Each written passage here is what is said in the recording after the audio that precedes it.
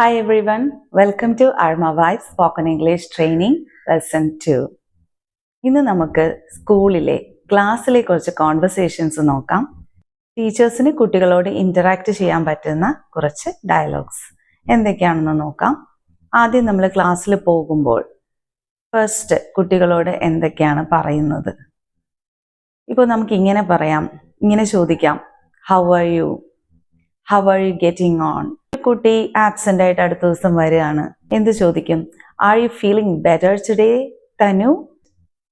R you all right Tanu? So ഇങ്ങനെ ചോദിക്കാം. Hope you are doing well. ടീച്ചേഴ്സിനൊക്കെ എപ്പോഴും ആവശ്യമുള്ള ഒരു ഫ്രേസാണ് കുട്ടികൾ സംസാരിക്കുമ്പോൾ അവരെ അടക്കിയിരുത്താനുള്ള ഒരു ഫ്രേസ് അല്ലെ, silence please.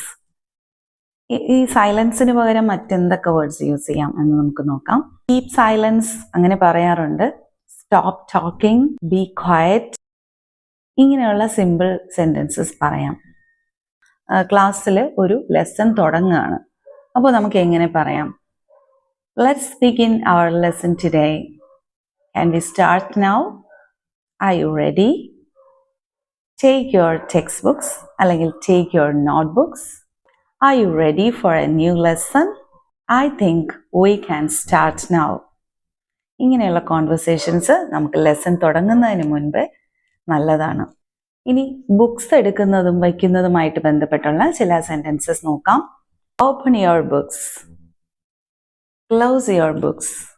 Open your books, close your books. Where is your book, Vimal? Didn't you bring it today? Didn't you bring it today?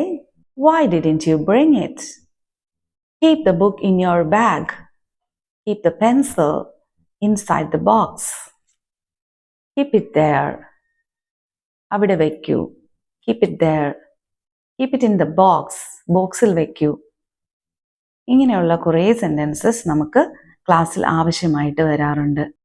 Hope you got it. Thank you.